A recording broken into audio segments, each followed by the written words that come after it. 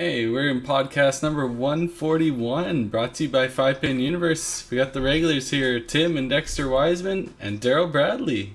How's it going, guys? Great. How's it going with you? Fantastic. Good. We might as well bring in our special guest right away, since he was a part of both of these events that we'll be talking about. Everybody's favorite guest, Mitch Davies. How's it going? I think I might have been on this podcast more than Daryl. Well, definitely. You might have. Yeah. Wow, that was a rough start. Yeah, that was. Yeah. Take it over, bud. It's all you. No problem. No. Nice hotel. Yeah. Jesus Christ, man. Right into it. We're gonna get to that. Yeah. Don't worry. Yeah, for sure. Let's start this whole thing off with the Tour Championship. Obviously, we can't give away any spoilers. The WCBT is working on post-production for that, for everybody to watch. But let's start with Gallagher Cup. How'd you guys all feel about the Gallagher Cup event? It was all live streamed on YouTube for everybody, so... Pretty good, yeah. It was very cool event, and the different sort of structures, and the 5-player Baker to start to get everybody in there, and then the 3 players. It was super neat to be part of, for sure. Dug it. Yeah. Yeah, it was lots of fun. Winning always is fun, so it was a great time. It was fun to watch some of those matches come like right down to the end.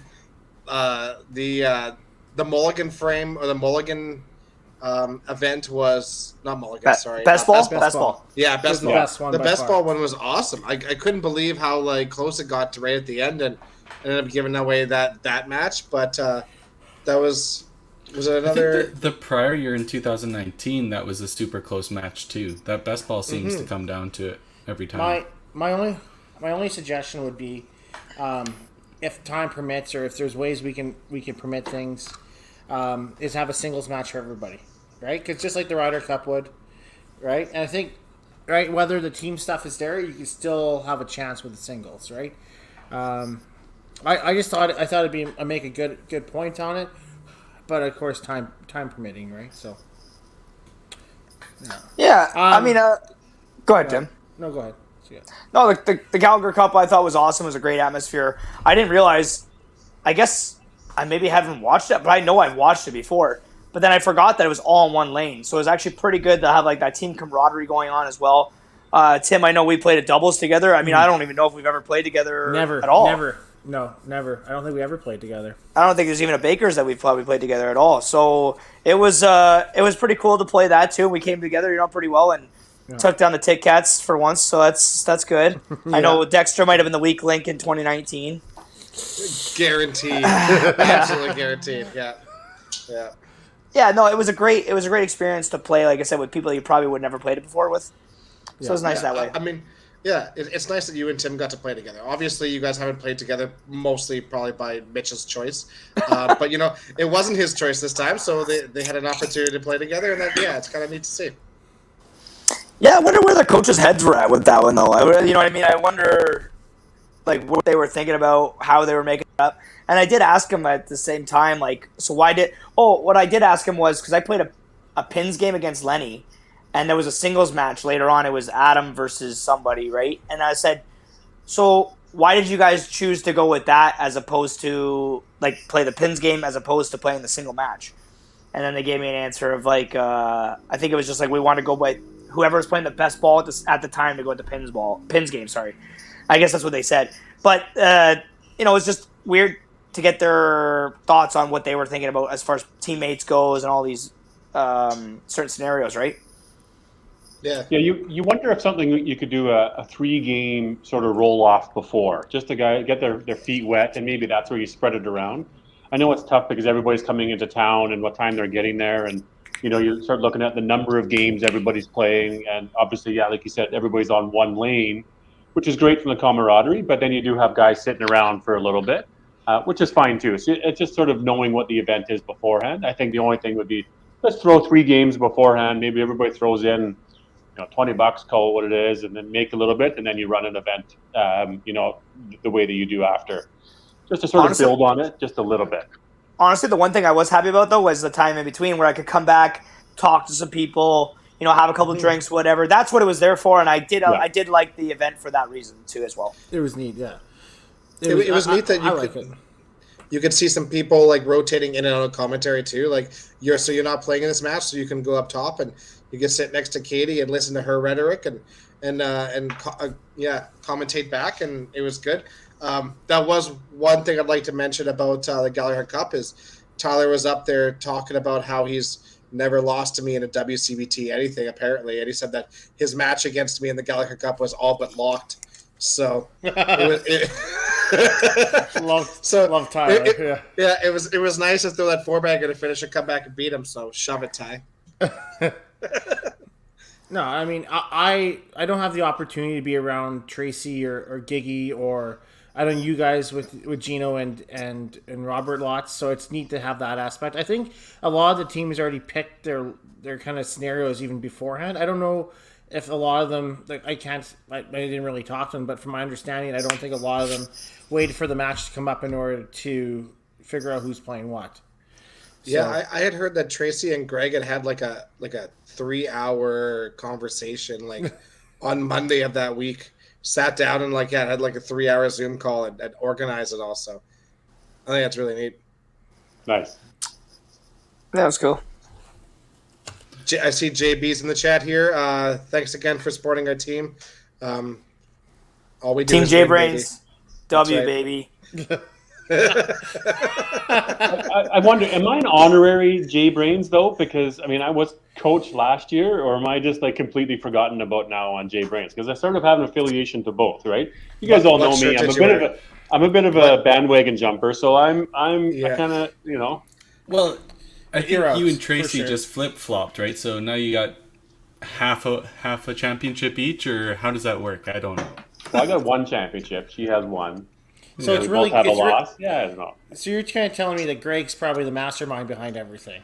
Yeah, for sure. Okay, for sure. Yeah. That's what we kept telling Robert. He got out-coached. That was simple as that. So I love when basically Daryl's trying to find a scenario right now where he can't lose. That's right.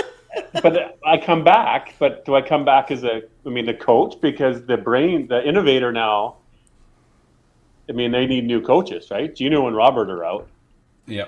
So, but I also want to be a player. But if I come back as a player, I'm on innovator, right? Correct. So I got to go team innovator, right? So that's where I got to find my. Either way, if I don't make it, then maybe you'll have me back as a coach of innovator. I don't know. I'm gonna think about this here. So many options. How about I just make it and I want to be a player? There you go. Yeah. It was an awesome event, and to be able to play in it, and I think that's what all the guys that weren't part of the actual tour finals to have an opportunity, just a handful more guys to play in that event. It's just something to shoot for. Make it top 20 or whatever, and then you're playing in it. You feel like one of the guys. There's a confidence boost to that for sure. Yep. Yep. One thing I did want to bring up here, guys, before I know we only got probably like another 10 minutes on this topic or whatever, but I did bring it up with Carrie about the format for the WCBT finals. How do you guys like the format, and would you like to see it changed at all? Can I say I'll say my piece until all the videos are out. But I think the Pins Games format is good. I have no issue with it. If you're making a one-of event, one-of tournament, I think it's better. I do like it. What other format would you be looking at?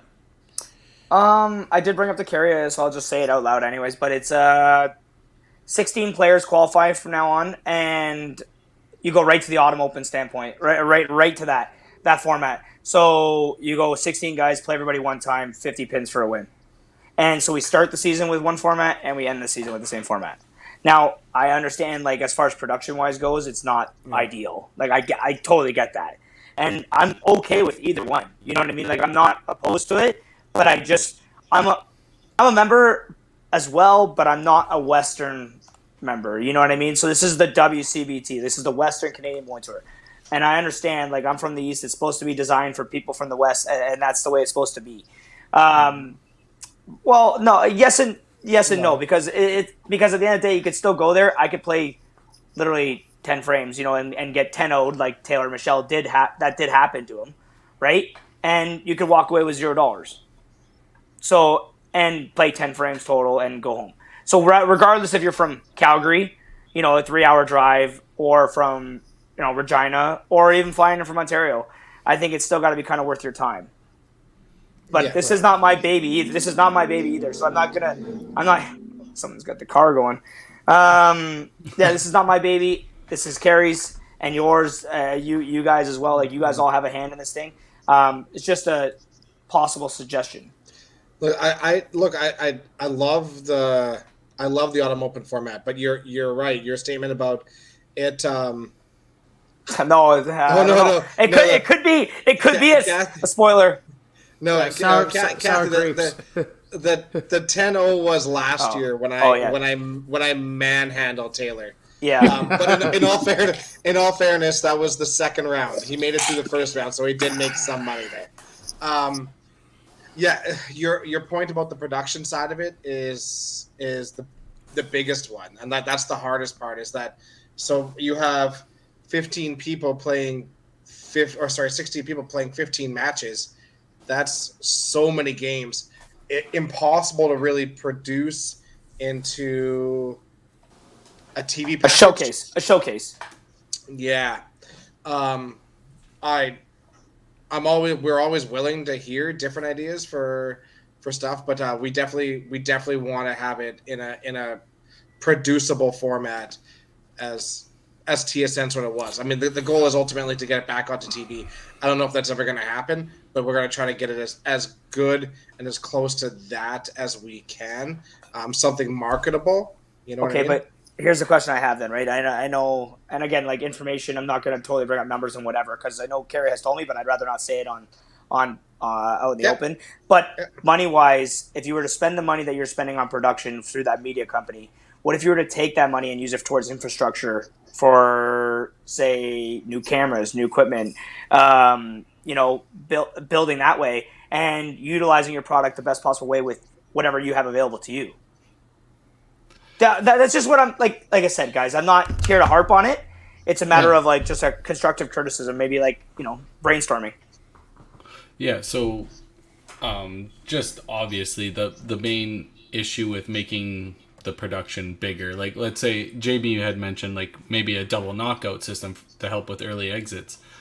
So now you got to add time to the tournament. So if you still pay a production company to come in and do it, obviously your costs go way up, right? So if we were to turn around and put that into our own equipment, which is obviously something I would love to do, you still need somebody to do the post-production work on it. And that's hours and hours and hours of work. So none of us are video editors or audio technicians and stuff like that. It's outside of our bubble's realm. And nobody's ever stepped forward and said, you know what, I do video production. Maybe I can donate some time. Nobody's ever came up and said that. So for us to try and find that in our bubble, I don't think is a possibility. So it's impossible unless we just ditch the whole post-production aspect and we just go live stream. This is the Tour Championship. It's whatever format it may be, and you make it a full day event.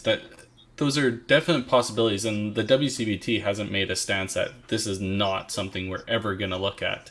It was just meant, like Dexter said, to build a product that hopefully you could sell to a television series, right? And obviously, at this point in time, I can't see it ever happening, even though you can see cornhole on television, and like it's ridiculous to me, but I'm at a loss of what we could ever do to get back on television. So we're only a couple people doing all this work. So I think there's people out there that know something we don't, right? It's about the number of games that a guy might come from out of town to play, and obviously so that's where the potential side event that you have, whether it's before the Gallagher Cup in the morning or part of that, or in the morning on the Saturday. I know that whole Saturday really takes up the full production. We have the bowlers there at 9. We're doing interviews, we're doing all that stuff. But is there a little side pot that maybe the players would be willing to put into, and maybe there's a little bit of side money that we can put towards that, so that the money side of the Tour Championship isn't the end all be all. It's really more about the production side of it. But I hear what you're saying, Mitch, as far as the number of games coming all the way. You might get 10-0'd and you're done. But if I played another 5 games, and then if you did a 5 game and then re-qualified, then what? I don't know. There's so many different scenarios. So what is the right one? I'm not sure. It's good to have the showcase for sure. We did do the 5 gamers, whatever, 6 game qualifier. Yeah, 6 game the one time, but it was like kind of redundant. It was. Oh, really? Yeah, and then I think the hardest part for it is it doesn't matter how many games you do in the morning, depending when your match is. Like, you think about Derek. Everybody knows Derek had a bye because he was in the top 4, right? He didn't play for a lot of hours, right? 4 p.m. or something. I've done that twice. It's whatever. Well, I mean, for you, and you have all day to practice. You have all day to practice. But it's like stopping and going, right? And like whether you do the games in the morning, you're still gonna have to warm up some other time down the road again and get involved and back into it, right? Yeah, for sure. I totally understand. It was just like I said, just something to brainstorm about. No, for sure. I agree. I don't know if this is the end solution. It's not like you're coming up and you're bringing up new ideas or anything like that, Mitch. It's great that you're bringing it up outside of the WCBT core, right? Because a lot of people get stuck in those mindsets and like, no, this is the way we're doing it. I agree. I don't think it is the best format to showcase our best bowlers coming back for the Tour Championship, right? Well, the way I kind of look at it. Sorry, Dex, you were going to say something there? No, I was a fruit fly. Oh, okay. The way I kind of look at it, though, guys, is like, I mean, if you really want to call it this, I'm sort of like an Eastern liaison. If you really want to go about it that way, like if anybody wants to go to a WCBT event, what do? They ask me, right? Like, hey, how can I get there? Where can you get me a hotel? Can you help? I'll get to a hotel in a second. But you know what I mean? Like, they ask, like, where can we go together? What flights are you on? Because I'm going anyways. So it's like, can I help these guys out? And then they ask me about the tour a lot of times. And I tell them, like, it's really, hey, man, I'm telling you, if you go in this thing and you do make it, you could possibly play 1 game and go home. And that's a big deterrent for a lot of our guys to come, especially when they are coming to, say, 2 a year sometimes, right? Yeah. Yeah. So, I mean, to be a tour member. Yeah, or even come. Yeah. I hear you. Yeah. There was a travel allowance this year. Did that help alleviate that issue with you, Mitch, or does that? Yeah, like, I mean, I have a lot of points, so I was able to use points one way, but I had to pay more one way than the travel allowance was. And that wasn't the travel allowance's fault. That wasn't the WCBT fault. It was just a exorbitant amount of money for flights these days because of gas prices and whatever. So, like, that wasn't really your fault. It was kind of like on par for what you would pay to come. Yeah, thanks, JB. Yeah, we're going to get to that. Like I said, I don't want to waste too much more time on this, guys, because I know we can't give any more information away, but I just want to have some sort of conversation about that. It's good conversation. And we have had discussions in the past about hosting an event prior, and not just like that pins game thing that we did the one year that was kind of quick, like something far bigger, almost bit at the scale of another major cash tournament leading into it, which would be awesome. I don't want to give away too much of that either, but there's definitely just let the people know there's a full event already built out, thought out, and everything already for that possibility. It's just I'm not sure if it's viable, but yeah, and I think I've heard your ideas as well, Kerry, and I think that's a great idea. It's just like I said, the question that remains is, like, is it better to use the money that we have towards production for infrastructure because, like, at the end of the day, those cameras maybe better. You can't say better Wi-Fi because at the end of the day, it's the center's obligation to have that. It's not yours. But whatever the pods, whatever it is that you guys have to have, if you utilize that for, say, 2 or 3 years, especially with the money that you're bringing in, that you're spending on production, it could be kind of beneficial. But like I said, it's up to whatever your end game is and whatever you want.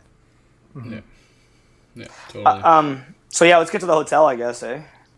Well, no, the Tour Championship weekend isn't over. Let's discuss the AGM and how that went. And there's a brand new event on the WCB Tour. Wasn't it an event? But wasn't it fun learning about everybody's food and what their favorite foods were, or jobs? The underground nickel miner. Yeah. Our announcer was giving away people's profiles. It was good. I liked it. It was hard to always announce like the 2022 Masters National Champion, right? So you got to come up with something new. Daryl did a great job with interviews and commentary and all that. It was fun. Well, everybody did. You guys did a good job with the bleachers and the bowling center, and so not just the whole setup, right? Commentary and Lynn and Mark and Katie, obviously, and you guys. I mean, all the banners and Carrie, all the computers. And I mean, even the media company. It was cool, for sure. It was really good. Everybody all together kind of all came together and did a good production. I do have to say that. Daryl listed me at 5'9" and listed me taller than Mitch. So it doesn't matter. We're back, guys. Way to go, Tim. You literally just made him walk out. Yeah, perfect. I did. I said that you were 5'9". I said Mitch is 5'7" when he's wearing 4-inch heels. It was good. It was awesome. I do want to address this question, JB, a little bit. What do you mean? Live stream, post production? What are you asking about the bottleneck? Post-production, there is no bottleneck. Yeah, post-production, it's all the editing of stuff. Having to listen to everything, having to pause, stop, create, cut it and slice it down into a 25-minute episode that is reasonable from all this hours and hours of audio and video, and then also adding in graphics afterwards. So it's just a total post-production. That's what I'd say, right? Yeah, like post-production, like if we were to do the post-production, all of it is a bottleneck, right? None of us are any of that. So it would be technically all a bottleneck. But like live stream bottleneck, literally we're getting to the point that it's maybe a little bit of graphics here and there, but now it's essentially internet. Internet is the bottleneck, right? Mm-hmm. Yeah, and funding, it's the funding is sort of there. The funding right now, we're outsourcing and paying for that production. If we were able to bring that in-house a little bit, but again, it's like you said, Carrie, that's hours and hours and hours worth of sitting there and listening and watching computer. Well, I mean, that's what it is. It's as simple as the 8-gamer. Let's take that. Something that 5-Pin Universe has done post-production on. I would hate to fathom the amount of post-production hours that I had to put into it. That's why I would never do that again. It's not happening on my side of things. Yeah. So people think that a full-time job takes up most of their time. Imagine having a full-time job after that again. That's essentially what 8-gamer was. Yeah. Oh. What's that? Oh. And it was just Daryl. Yeah. No, absolutely, Carrie. I mean, like, we, a lot of us know here, too, like, Tim and Dex, they run TPC, right? We all know how much work that is, right? Like, I help run Club Tour. The next one, I literally run as well. And I run a bunch of other tournaments as well around the Hamilton area, right? So we know how tough it is, and yours times 10. So, and Daryl, like, has a company. He takes a lot of bowling stuff on as well. It's really difficult, right? We all know how it works. Yeah. So, just to ask, like, I love JB's question and stuff like that, but that is a whole nother topic that we would have to discuss to even find out what a bottleneck on that situation is. But I did want to address it because I don't want to feel like I'm avoiding anybody's questions. Everybody's questions are more than welcome. But yeah, that's a totally different discussion as to how we figure out that situation. For sure. So how about Winnipeg joining the tour? Yeah, awesome. It's great. Manitoba Open is officially on the WCBT schedule, December 1st to the 4th. Yeah, That's I'd great. like to. Congrats. I'd like to announce that I'm going. Look at that. Mitchell's coming. Is this LeBron with the choice? This is the choice. Yeah, there'll be no Open this year for me. I'll be playing the Manitoba Open. That's awesome. Oh, I nice. think you're gonna love it, right. Mitch. It was an absolutely fantastic event last year. Really excited to see what it's like now, affiliated with WCBT. Should be great. It was tons of fun. Yeah, it's gonna be a great time. That's right, because Ontario's Open trials are that weekend, right? Yeah, we do it back to I mean, back. that's a big decision, right, for you guys. Obviously, some of the players are going to come and do that, but that's the thing. Now you're entitled to make the choice. So yeah, good on you, man. Congrats. Congrats on the tournament coming in. I know it's going to be great. Yeah, Greg's doing well. It's gonna be a good time. Sorry, JB. I believe it was Pro Score, if I remember right. St. James, I believe, was Pro Score. So you should be already set up and ready to go on that. So it's the number? They're looking to do 125 in entries. Was that the minimum they had to hit last year?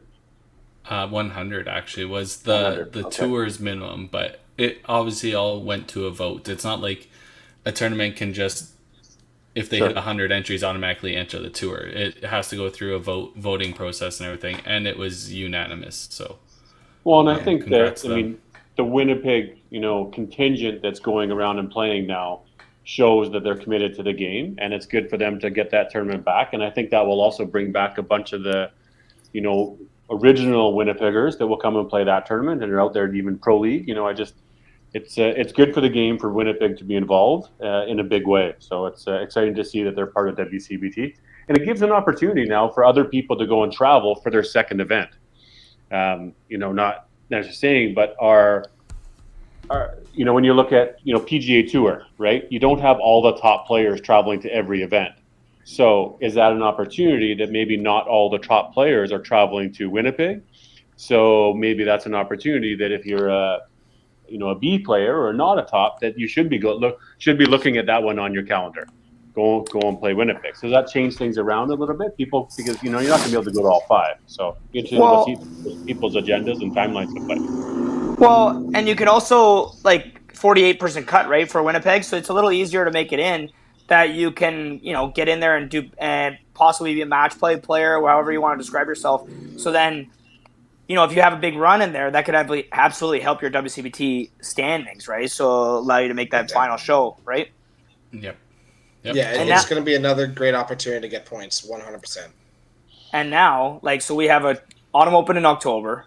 November you have TPC. December you have Manitoba Open. January we have a club tour. February we have Timmins and Regina. So it's gonna be fun. It's gonna be a fun season. And then you have a month break and you have Heritage. Heritage is May, right? Yeah. And then you add April's kind of for the Open. Yeah, March. There's not really a big one in March. Sort of when you have a little bit of sometimes Easter Open, or you sometimes have a YBC, or just there's no big one in March. Masters event in there. Masters. That's sort of the end of the year chance for all these little ones or these other annual ones to go through. And then you have. I think Saskatchewan has. Their opens in March. Right before Regina. Their opens in March. Yeah, but they have one that they always travel to. It's like a match play event. What the heck is that? Melville? Yorkton? There's Melville and there's Yorkton. Yeah. There's two of them.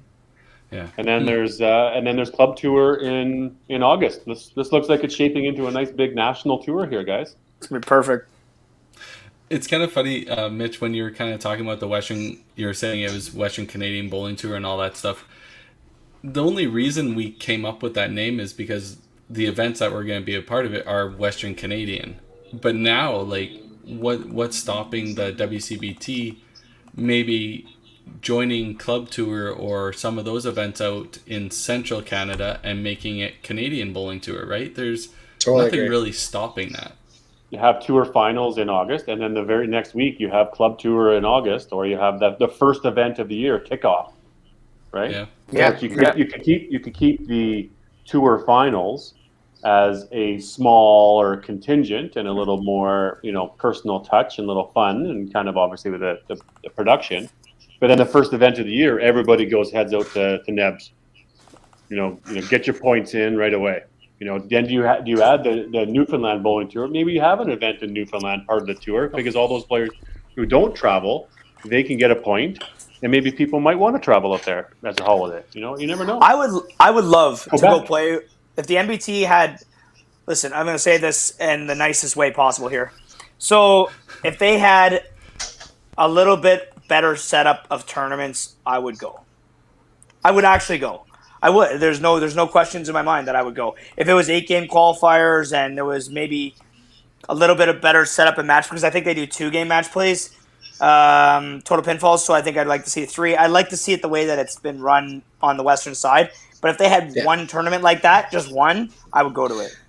Yeah, I think one event like that is potentially. I'm not speaking on their behalf, but I think one tournament like that is potentially a possibility. I know that they definitely went the route that they did just to try to get as more events and more people out to the events. That was kind of what they were hoping for on theirs.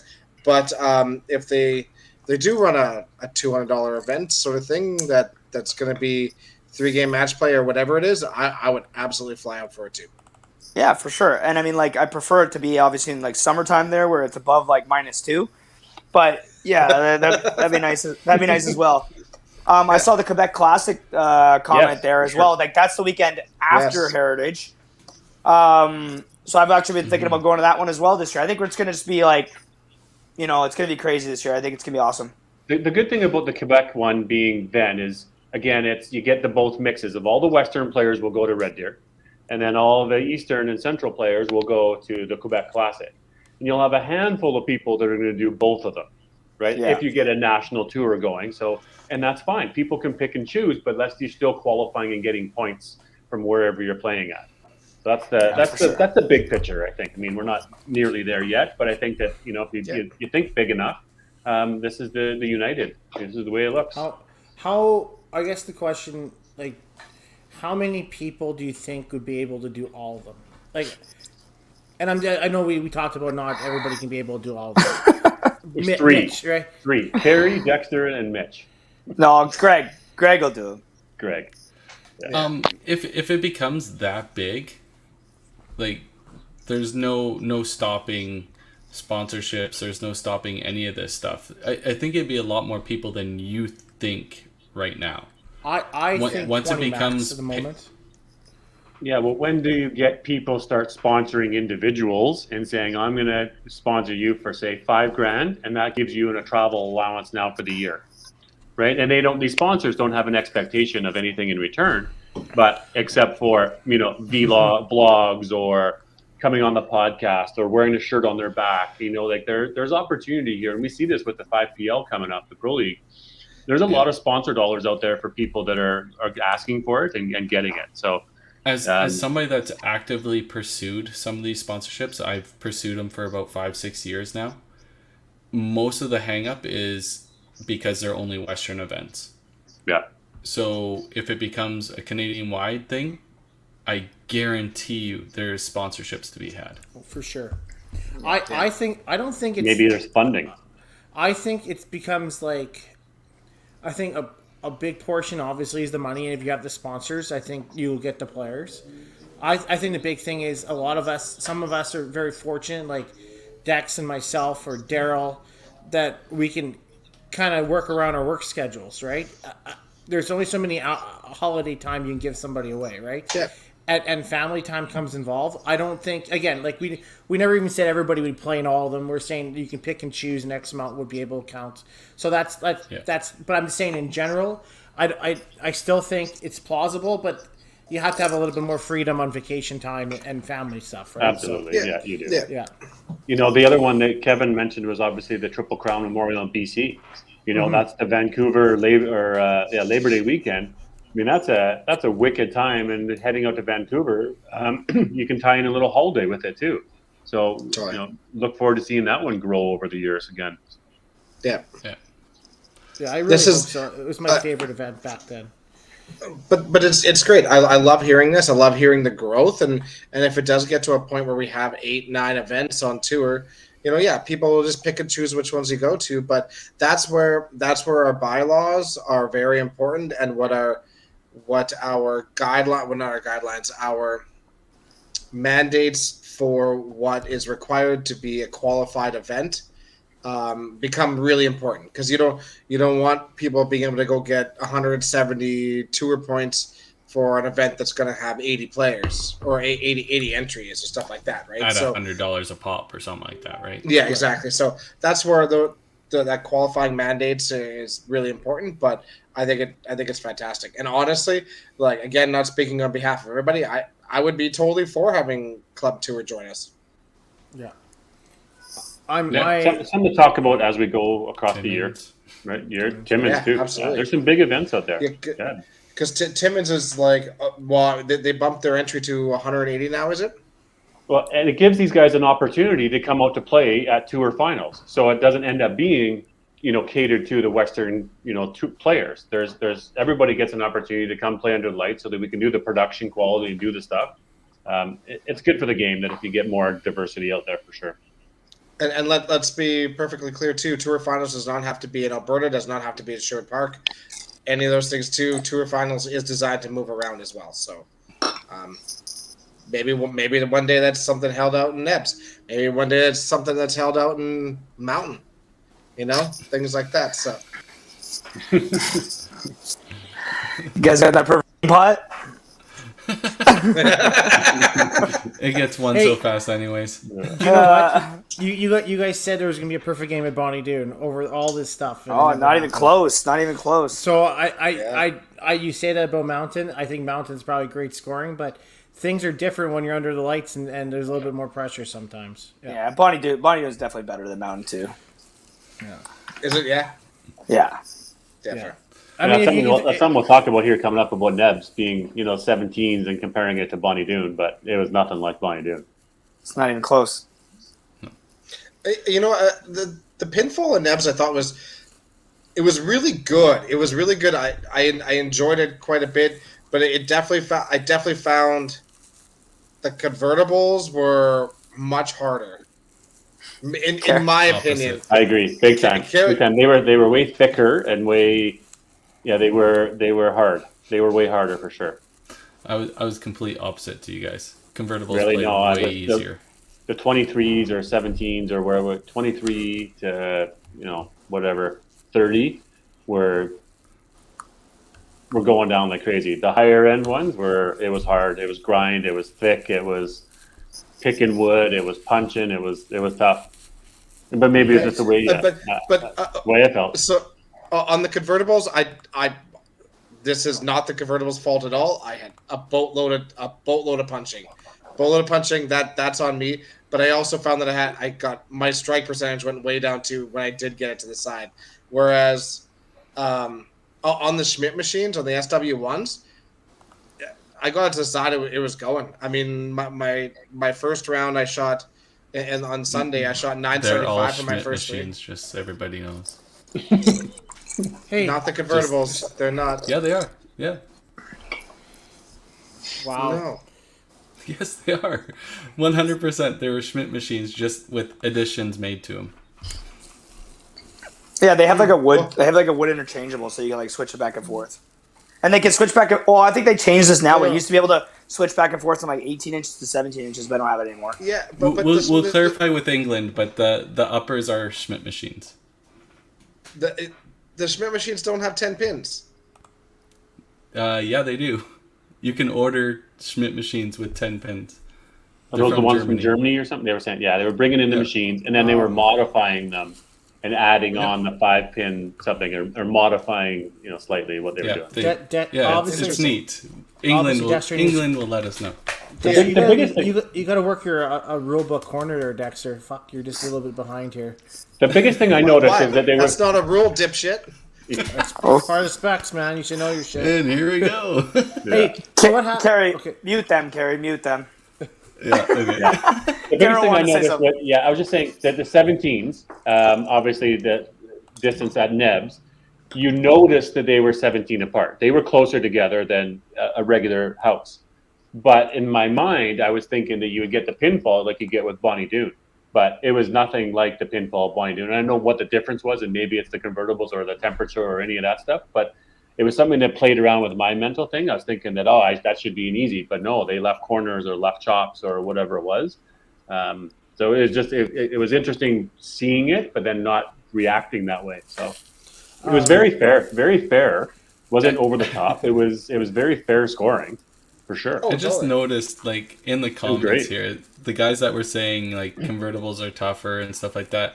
Not saying because you guys don't throw slow, but you don't throw 50. And it's kind of noticing a trend here. So maybe convertibles, you gotta ramp it up a bit, boys.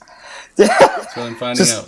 Just do something you can't do. Just do something. Off your shoulder. Yeah, just blow your shoulder. Yeah, that's like me telling Carrie to slow it down to 40. Yeah, throw it at 4. Exactly. Get out of here. Did you guys find the approaches heavy? Asking for a friend. Okay.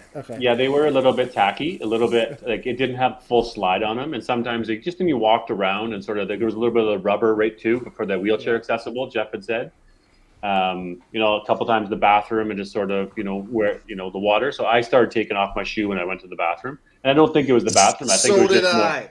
Yeah, I think it was normally just wherever it was going, but. Yeah, I could have used a little bit more slide, a little bit more push, but I found it a little bit heavy for sure, Tim. Daryl, the only reason Tim is saying this is because I fouled 3 times. Oh, right. He's just goading me into this. He still made the deepest run out of all the people on this podcast. Is there a sniper video out there? I want to see it. Live streaming was hard to come by at Neb's Fun World. One roving camera. Barker did his best. Don't be knocking that guy. An awesome job. Tim, approaches were fine all week. Just 3 times, it just suddenly bit me, and I don't know why, but it wasn't like I just slid over. I went ass over tea kettle over the line 3 times. And yes, you're right. It didn't end up costing me. So move on. Next question. Yeah. It was a bit heavy, but it was, you got to deal with it. You got to deal with any different center you got to go to. You got to figure out what the approach is like, and if you need to change your slider, then change it. But I didn't end up changing it, but it was okay. I can't say it's heavy when I still ended up using an S2 and an H1. Yeah. Like literally the slowest combination. So it wasn't heavy. It just every once in a while I just got caught. I don't know whether that was honestly. My guess is humidity in Ontario. Yeah, it's just humid, and then all of a sudden it just built up, and the heat down the far end, right? The heat at the lanes 40 to 52 was way hotter there than it was behind 23 and less behind all the games, and whatever that case there. But it was. I found by the kitchen it was the hottest, right? It was toasty. It was boiling down there, but toasty. Yeah. It was. I kept saying that I had Shrek in my pants because it was a swamp down there. But so, from the conditions of the center and all that, what did you guys think of the event itself? Honestly, conditions, absolutely amazing. It was fantastic. Scoring, great. The live scoring board, fantastic. Timelines, amazing. Like I have nothing negative to say about the event at all. Nothing. It was fantastic. Yeah, I'm blown away by the center itself, and that's what I was so excited to see. Obviously, I was looking to go back in October for Club Tour, just to get there this year and just see what it was all about. I mean, incredible building. I think the comment somebody said there was 1,100 people in the building on Sunday. The huge area of redemption games. It's fun to play in a center that is just full of action. They weren't, of course, all watching the bowling, but there was so much going on. The bar was full with birthday parties and with stuff going on. The redemption games, the bowling was full, the playground, the go-karts. I mean, it was just an unbelievable building and experience, and getting a tour from Jeff too to go and see. I mean, it was well worth the trip, and definitely be back. The one comment, obviously, we joke about it, was the live stream and the stats. I think that's something that probably differentiates a little bit the tour, is that the 5-pin or you guys, Carrie, have the full desk setup and the merch and the table and the computers and all the monitor. They did a great job, and Daryl Noble's one of them too, right? And there's a couple of ladies that were helping with the setup and all that stuff. It's just the center and the stat, that was the only thing, right? But the center itself was unbelievable, and the tournament ran very, very smooth. So there's just a little bit more glitz, if you will, with ours. I will say how they do their stats, if I was there, right? But how they do their stats and is live right to date, and with your 50-point bonus and not your 50-point bonus, I thought it was amazing, right? It was so good. You know what? I bet we say, hey, Jeff, and I know Jeff's the most brilliant man of all five of us here by far. Be like, hey, Jeff, can you put a little link on your website and give us live-to-date scoring? He probably would be able to do that. Yeah, right. It was awesome. So I don't care about the live stream. I care about live up-to-date scoring. If I push refresh on my phone, I bet Jeff would have that so well done. He'd make us all look terrible. I can tell you that right now. So something was interesting. And Mitch, we moved 3 sets of lanes after each game, or sometimes the left goes left, right goes right, or whatever. But we moved 3 sets down. Was that just because of the number of lanes that we had available, and you wanted to have the opportunity to play a game down on 52 and down on 23, or what was the thought there? It was to make sure that it was in all fairness so everybody had to play convertible sets at least 2 times. Okay. Yeah, so because they do play so differently, like I could see some people are saying like, hey, it's tougher. Some people say it's not tougher. And I mean, it's all a matter of preference, but it was a matter of like you had to play at least 2 sets or 2 games on those sets. Some people did play 3, but you had to play at least 2 on every single time. I think we moved depending on what shift you were on. Like I think I was on the first shift, so we only bowled every second pair. So you go 4 lanes, then it was 6 lanes, and I think I want to say we did 8 on the one shift, but maybe I'm wrong. Maybe on the last shift it wasn't 8. I did 2 shifts, and they were 3 both times from the afternoon shifts. Yeah, so I didn't mind it. I mean, I definitely didn't mind it. Like moving that, it wasn't too far to go by any stretch, but it was kind of neat. Yeah, there's times where we used to play this tournament Master Senior, and you would move 10 lanes at a time, right? Every 5 games or whatever. So, and that's just so actually it's all fairness, right? So that way you can play like convertibles a couple times. Totally. What were you gonna say before that, Mitch? Well, I was gonna say when it comes to the live streaming and the scoring online, and Jeff will tell you this as well. I mean, Jeff's main concern is in-house priority. You know what I mean? Like, it's that when you come there, you're going to have the best possible atmosphere at your fingertips and be able to experience this because you're there. Not because you're at home. And I understand, like, not everybody can be there, but it's like, this is his first and foremost priority is to make sure that you're happy when you're in that building and be into that atmosphere, right? And I mean, 100%. And guys, like, I understand. Like, trust me, we've come kind of like spoiled because of you. You guys do such a great job. He was one man, right? You know what I mean? He's basically one man. I can only help him so much. I'm literally there just kind of like reading out names to the guy. You're drinking, I hear. Yeah, that's what I hear. I drink at every event, Tim. At every event. And I'm there helping him out. And I mean, he had like 2 other volunteers, but no one's on his level, right? I mean, when it comes to that kind of speed, that kind of like know-how, yeah, exactly. So, I mean, I really can't help the guy. I can't do anything. But, all I can do is give him suggestions. And at the end of the day, if I give him 15 suggestions in a day, by the 14th one, he's probably a little, like, okay, okay, you're done, Mitch. You're done. Let's do a little shout out for Jeff. I mean, he came in tied for third or fourth, whatever it was, and he ran the event. Unreal, man. No tournament director. Yeah, third. Yeah, unbelievable. Yeah. Honestly, no tournament director at all. I didn't see anybody throw bigger shots, and that's nothing against Jeff Young or Greg, but Jeff England threw the biggest shots that I witnessed in the tournament. Right, every round. He banged out every round 3 times in 3 different pods to make the next round. Right. He was the best, most impressive to me, obviously, in knowing Jeff Young and Len Anseth and Greg getting into the finals, but Jeff England and his play, and so calm and not too much. It didn't really have a big support network there. Obviously, all of his family and everybody was there working at the center, or the kids, as we've seen in the video, were at home. But he kind of did everything on his own. But it was an impressive performance. So much kudos to Jeff and the England family. So that video is something I actually want to touch on too, because the live streaming was something that I actually discussed with Jeff while the seminar thing that private event. Nobody, that thing was happening. There was something that we had discussed, and he said he wasn't sure like how much the live streaming honestly mattered, and I totally appreciate that, and I totally get that. But then you get to see that video of his kids sitting at home watching him and cheering for him from home, and I think that right there, that's the reason. That's the reason why we do it, is because, you know, it builds a hype. It builds a hype for a tournament. If you're not there, then it might make you want to go next year, because you get to see what's happening on the event and see how amazing it's going to be, and then you get to root for people you care about, and it was pretty cool to see. Again, I totally understand the mindset. I mean, it's no different than, you know, if we're at the lanes and we have 100 people lined up at the counter, we're going to help those people first before we're going to answer the phones, right? So it's the same sort of concept. So I completely appreciate what he's saying. But I think live streaming is great, and I think it's great for the loved ones at home for sure.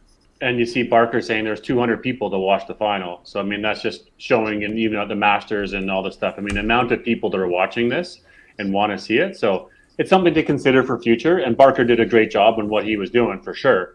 It's just definitely something that they can build on and what you can do. And, you know, happy to lend any advice. But yeah, it was. Five Pin Universe is always available to answer questions and maybe help out with this stuff. Maybe 100%. Maybe we're shipping some equipment out there next year, hey? Yeah. Well, speaking of the man, we might as well bring him into this whole podcast thing. Let's bring in number 3 at the latest Club Tour event, Mr. Jeff England. How's it going? Hey guys, how's it going? Hey, good. Nice to see everyone again. Yeah, nice to see you too. So soon. Yeah. Except for Tim, right? Yeah, minus Tim. Oh, sorry, bud. He just sitting on there ripping on you.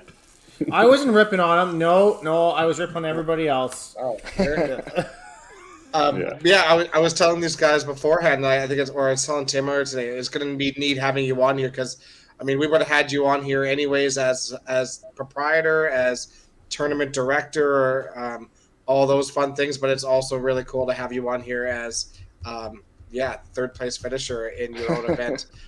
That's got to feel pretty good, buddy. Yeah, it was a pretty good run. A little disappointed with the finish, but whatever. When you put that much effort into it, I mean, you kind of disappointed, right? What was Jeff? Let's go dive right into that.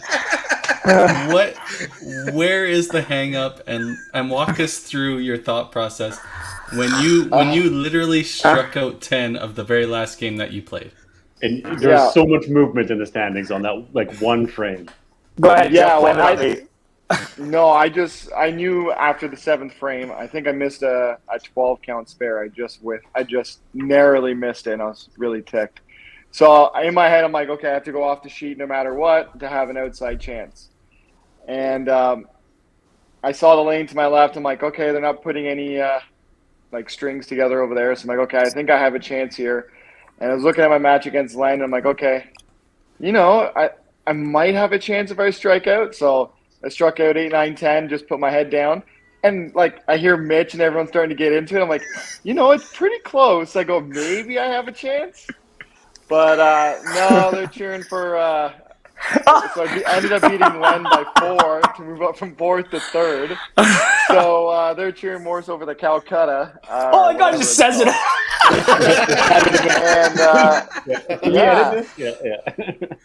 So so then that happened, and I was like, oh, that's disappointing.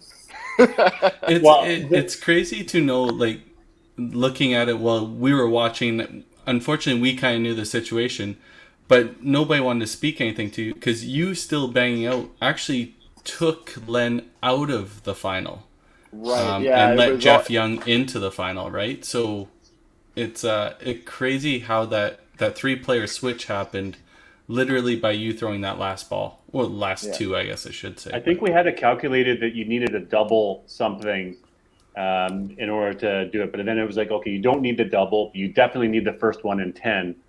and obviously you threw that 1 in 10, and that's when the noise happened in behind. And Yeah. then you buckled down, Jeff, and you threw both of them. And like I was saying before you came on here, like you threw the biggest shots that I saw for this weekend. So good on you, man. And For I think I did it the throwing last big 2 shots. rounds too to make it in there. Yeah. As Mitch could attest to there. It's like Every you time, threw the man. shots when it mattered, Every man. It was time. awesome. Yeah, Oh you my did. god, that was stress and a half. But yeah, it was good. So going from a player to the proprietor, the tournament director, all that stuff, how did it go for you? Really well. Monday was rough. I had to go to work. It was really busy. So today has been my crash day. I left work today and I slept for about 2 hours today, midday. But tournament wise, everything went well. Programming wise for the step ladder, I was really nervous about that, especially when I was bowling. I was ecstatic that I got the first round bye, more so that I can make sure that the tournament ran well for the first round. Once we got the first round under our belts, I was like, okay, I think this is good now for sure. I can run with this. And it did. I was ecstatic with the turnout, 320 entries. Yeah, that was really good. I wanted 350, possibly a bit more. But again, higher expectations, maybe next year. And the quality of play was good. I was really happy with the payout. Yeah, overall, really happy with everything. Yeah, to get a 48 cut, and the cut money was $550, I believe, right? Like, yeah, it was $550. Yeah, that's on par with mostly what the WCBT is doing with the 32 cuts and the 40 cuts, right? So for you to have that amount of players and still give out that type of cut money is huge. It makes 2 shifting it a no-brainer, right? Even 3 shifting it. Sorry, go ahead, Dex. Yeah, well, exactly. I mean, if you made the top 16, you were automatically making 700, right? So like that's big money if you can make on just one shift alone. It's pretty awesome. And if you finish top 16, like you're saying, 700, yeah. Yeah, it was I was glad to see the 500 for cut money. I think at one point I heard that it was going to be a little bit less, but once it actually came through, I was like, oh, that's great. You know. It was actually. If we had 350 was my magic number, right? It was going to be 6 or 650 for cut money if we had 350 entries, because pretty much the difference from 320 to 350 was pretty much all just going towards payouts at that point. Yeah, right. Yeah, and that's great. I mean, just to spread the money out across the board right away after the 48. I mean, that was So. Yeah, awesome. No, it was good. I don't know. What did you guys think? Minus Tim. In terms of tournament wise and things like that, what could we improve on, and what did you like and didn't like, kind of thing? Like I said before, I absolutely loved the event.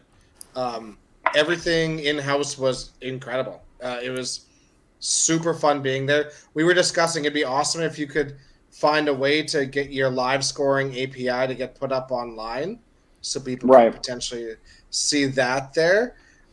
But might be able to figure out something. I'm not sure yet. that might be hard. I rewrote it on the Thursday before the tournament started, so that was What if you just did like an HDMI capture card, and then just streamed it? Right.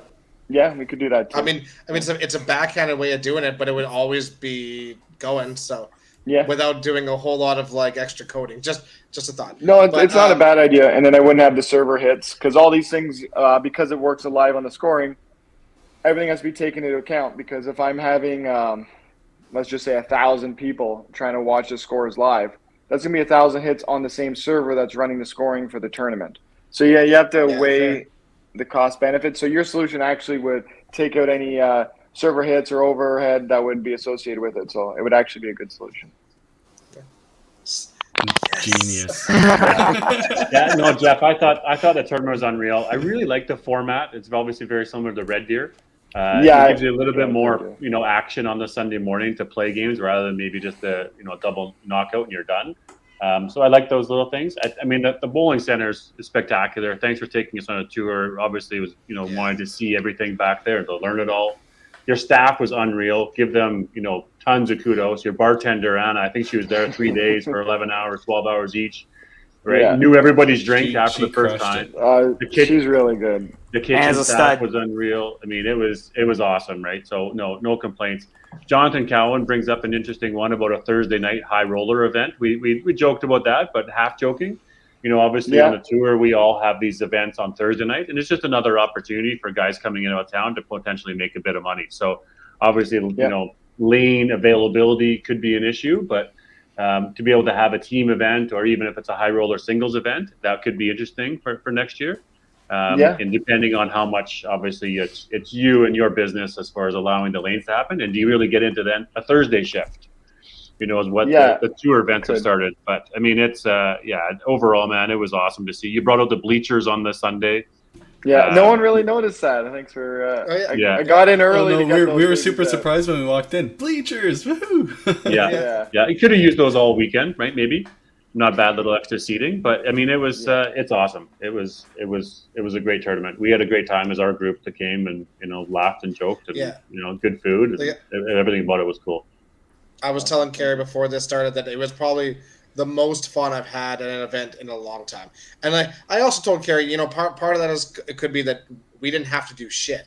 But that has a big hand in it. We get to come in, we get to go see a Jays game, we get to go to Niagara, we get to come back, we get to go bowl, and then we get to hang out. Like, you guys' food was quick, your drinks were quick, and then I just spent so much time in the arcade. And then you cleaned out my redemption. Oh, don't worry, we paid for it. Yeah. That's where Jeff made all his money on the tournament, was on Dexter. In the redemption. Jordan was there too, yeah. It was literally the most fun I've had in a tournament in a long time. So thank you for everything you did. Like Carrie was semi-suggesting there, if you need a hand with certain things like live streaming or something like that, kind of our forte of things that we could do. So I had Barker. Barker did a great job. 100%. I might need some help trying to figure out if we're to add a second stream and things like that. We obviously Rogers went down during YBC Nationals. I've been still having some hiccups with Rogers getting back up. They're building a huge subdivision by Nebs, and it's spotty, the internet at times. Yeah, it's fair. So I have to throttle it. Actually having a second internet connection coming into the building, where I'm going to have one dedicated for the guest Wi-Fi and one to run the business. It didn't come in time for the event, so I wasn't really also trying to push too much live stream cameras going on at once until I get that second internet connection in. So in about a month or so, I should have these problems all sorted out. But for now, it's kind of, or I don't know, it's just not really worth the risk for the rest of the business to do streaming. But and what are your thoughts on the Thursday? What are your thoughts on the Thursday sort of add-on? 16 lanes shouldn't be an issue to do something for sure on there. Without even thinking, 16 lanes won't be an issue. We want to go higher, 24, 32. I just have to sit down and plan it out a bit more. But 16, without a doubt. Yeah, I know we talked about. You mean you guys, your crew? Sorry, Mitch. Is that you guys talk about what that format looks like? It doesn't have to be high roller. Maybe it is a team event again. But yeah, I know we had talked about it before, Jeff, about what we were gonna like. We could have instituted this year. We just chose not to because we was like a lot going on and trying to get it done in August here. We didn't know what our sort of our number of players were actually going to be. We didn't know any of this stuff, right? So we just decided to go against it this year. Yeah, and to be honest, operationally at NABS, we've had a bit of a struggle just reopening from COVID, right? We had when we reopened, I mean, we were down to 27 staff and we had to rebuild up to 100.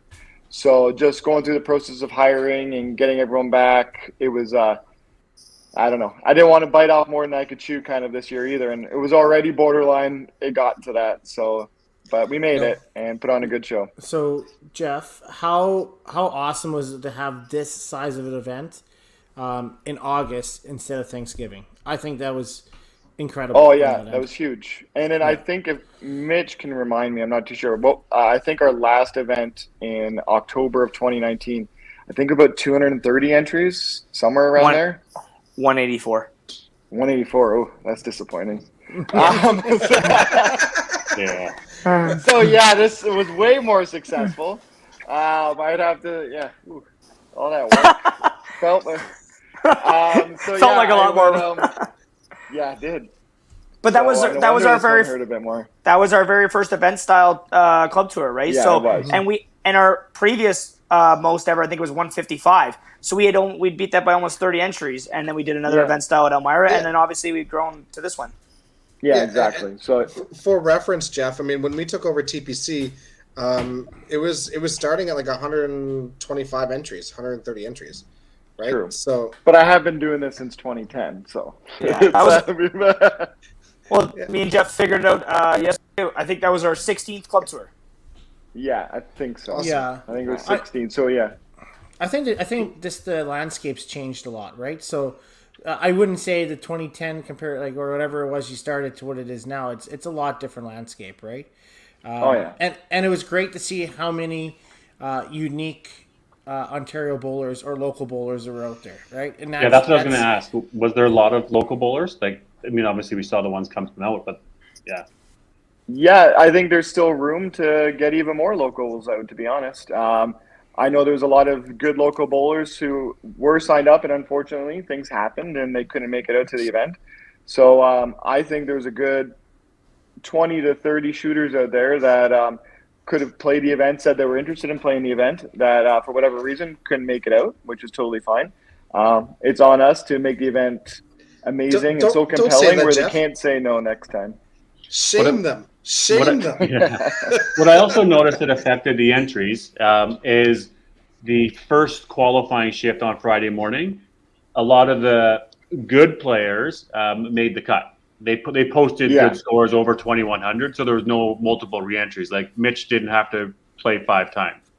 Dex only played the once. Carey only played the once. Right, guys who you would think they would multiple shift if they needed to. They didn't have to because they already played well. Right, so there were some guys who, you know what I mean? And then that's the thing. I mean, some people who are confident in their game want to give themselves as many shots as possible to make that cut, right? So you're going to start off at 1 and be like, okay, I had an off game. You know what? I know I can dig deep and make it on the second shift or third shift, right? So it's just tough to say, really.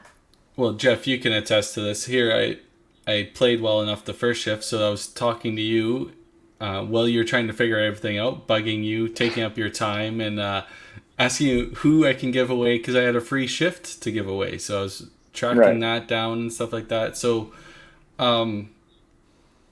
it's such an amazing event, and I'll give my viewpoint a little bit on the Sunday playdowns. The buy, I don't know if it's necessary, right? Like, I didn't have the buy, so I can't really say anything. Maybe you can speak a little bit more to that if it was really such a big deal, because I didn't see a lot of people re-entering trying to get the top 16. They played once, they knew they were going to be in the top 48. That's good enough, right? Could you go to a 48 player bracket and cut it in half each way, going all the way down till your top 3 and play a step ladder or something like that? We could. One of the issues was it was raining, and I would have needed 48 lanes, and I wouldn't have anything for the open play. So that was one of the main issues that I was concerned about. So it was also a business decision as well to have the first round bye as opposed to 48 lanes. I didn't know what to expect, to be honest with you, right? And that's totally fair. That makes a lot of sense. And you were packed too. The moment that you moved their skinny down the lanes, they just filled right up. Yeah, so you can't take that away from you for sure. Oh my God! When I was playing and I was close to that curtain, I was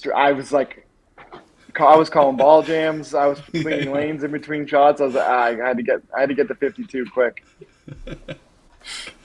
Yeah. I think. I think what a lot of it too is when we discussed about it probably a couple months ago about going from 48 people playing all at once as well, was like our first our first thought process was to possibly still have 8-game blocks and then do wild cards to get it down to 32, right?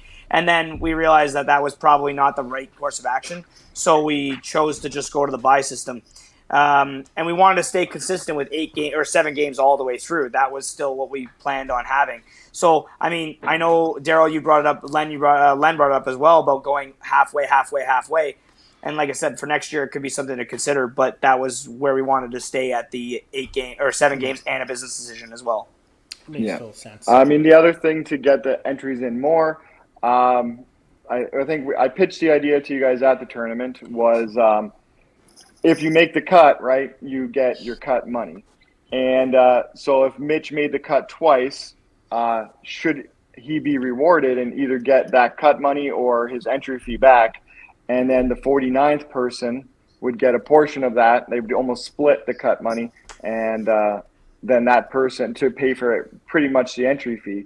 So then it would entice them to be like, okay, I can play again, get my entry fee back, but still only have one position in the playdowns. Okay, I mean, that could be a compromise as well. Yeah, so my only suggestion against that is if you are taking a 48 cut and you do have players like Mitch, and if Weber comes out, Greg DeGrazia, do they play all 5 shifts and they make 5 cuts? And then how far down do you go in your numbers? Do you go to 64 gets in because all these guys kept re-entering, keep making top 48? Well, that's why I was saying and making the just money. Entry fee, right? So, I mean, if we're having such a big tournament where it's $600 for cut, right? Maybe it's you get 33%, right? So you get to 200 or something like that. So you get a percentage of the cut money if you make it, and then you go back down. I don't really know yet. It's still a half-baked idea, and I'm just spitballing right now, to be honest. It's not a bad idea because you certainly get more people into there. What I noticed too, a couple of things is that 225 pot is phenomenal. I think that's a no-brainer. So good. Yeah, So cool, it's right? fun. Running the tournament, it's like the most entertainment for me. It's like game 1, see who's left in it. Game 2, game 3, and we're all like cheering for them. It just, as a tournament coordinator, it's like my entertainment, to be honest. Yeah, that was a cool one. So I think that we look at that next year, guys, for the tournament, for the tour, right? It's that every game has to be over 225, and the last people remaining in split the money in the pot. It's awesome. The other thing is that I didn't notice there was a lot of side pots in the last shift. So there was probably the least amount of side pots, and that was something, Dex, you had said, like maybe you play for the pots, but in reality is that people were tapped out or not tapped. They just weren't playing pots anymore. They were playing the 225. 225 was the highest it was for the last shift. Yeah. So that's why. Okay. Yeah, interesting. How many people from each shift won that? First shift, I believe Bobby and Dex. Bob and Dex. Yeah. So 2 people won it the first one. Second shift was like a record. 5 or 6 people won it and split it. Oh, wow. I think 6. The third shift, Monica Blatherwick won after 5 games. Yeah, $1,200. So $1,200 after 5 games of only 225. Insane. So if there's only one person left, they just automatically get paid out? Yeah, it's the last one standing. So just think of it that way. Last one standing. Okay. Yeah. Okay. And on the Saturday PM, I'm drawing a blank right now. I can't remember. It was 1 or 2. I don't remember. It was. I think awesome. it was 2. I'm pretty sure it was 2. Like I'm telling you right pot. now, like that first shift, there was 2 games in there like early that I was like, oh my god, I have to throw the double in 10 to stay into this pot. Yeah. And that was my focus going into 10 is like throw the double. You got to throw the double. Yeah. It was absolutely awesome.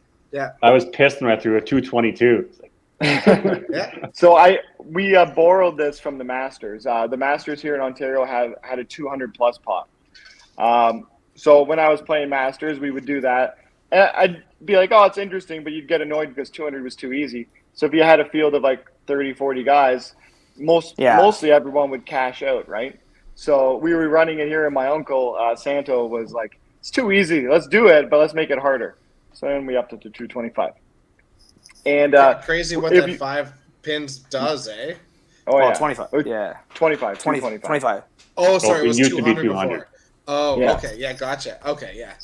So one tip, if you guys do it, and like if you have an Excel or whatever doing it, you just do sort by everyone's lowest game. and then you just go from that. So it's pretty easy to do. Just have to look at it that way. And then interesting comment here about the high gain pot as well instead of the 450 pot. Yeah, that was me being lazy. So, and I liked it.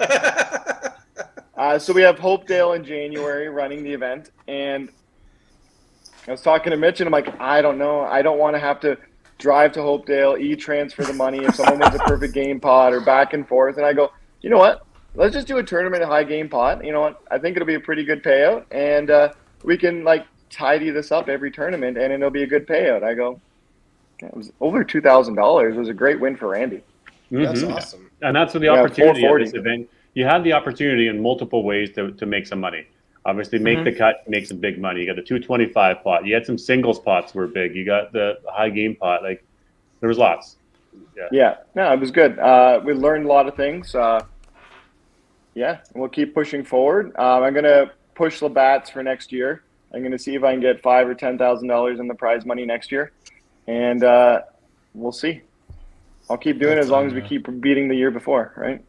Well, I think you're going to have a lot of people come out because there was a handful of Western tours, but I think people will start to talk about it over the course of the year. And as you guys start coming out to Autumn Opens or TPCs, people will start looking this and wanting to put it in the schedule. Especially if the Jays are in town, you make a little holiday out of it. Make it an annual, make it a week long, right? You got to make it a bit of a vacation when you're heading out there. Yeah, and for sure. We'll see. I hear you guys, though, Jeff, is that you got a little bit of land there out in the parking lot. Does that mean you're building a hotel for next year? Not enough land there, so we'd have to acquire some land and build it, and GTA land like that with businesses on it. That's just pretty pricey. Build up, Jeff. Just build up. If you would have asked Tom like 10 years ago, he would have said yeah. Yeah. No, I never said no once, did I? But Tom would have said yes. Maybe Tom will put some beds in the castle. Yeah, really. Can we just shut down the go-kart for the weekend, and that's where everybody stays on little mattresses? Yeah. Hey, the go-karts are gone in April, so we'll have room down there. So when is the mini golf coming in, Jeff? It's being built right now. If you want to watch the progress of it being built, it's the company's called Imagination Corporation, and they have a live blog of what they're doing daily or weekly awesome. of the stuff. Didn't they do your playset, Jeff? So they did the bowling theming. The bowling theme, that's right. Yeah. And they also did the theming in the bar, the crown and pin. And now they're working on the mini putt for us, and then we got some other projects maybe on the go. We're talking with them. They're our go-to creative team out there. That's not in-house. Oh, not that one. Jason. So yes, people clicking everything. The 225 pot is split between all the people that are left at the end of the 8 games too. Yeah. So if there are multiple people that made it all the way through 8 games with the 225 pot, it's split. Yeah. I was going to make a quick joke about that hotel thing. I think Mitch will probably be an investor in that hotel since he's made the wrong suggestion, according to everybody in the chat. I think I'm going to go test out certain hotels in Oshawa next year, and I'll be ready for you guys. Hey, the courtyard's pretty new on one in Harmony. Did anyone stay at that one? No, but we're going there. So Harmony in the 401. That was they finished building that during COVID, so that one looked like redid it. The one over there. If it has a hot tub, that'd be helpful. It's by a Marriott Courtyard one. It's a newer hotel. I guess I maybe should have mentioned that before. Yeah, that's maybe. Right. I don't know. That's crazy. we got the full Oshawa experience. That's all. That was on Mitch's list. Okay, for everybody who's watching this right now and doesn't know what's happened here, okay? So I recommended a hotel in the Club Tour information page, and I said, hey, we're all staying here. This is where you want to stay, whatever, right? We stayed here for a Nationals 7 years ago, and I mean, I've stayed at this hotel probably 2 or 3 other times for Masters tournaments, and it's been totally fine. We show up this year, and the place is absolutely run down.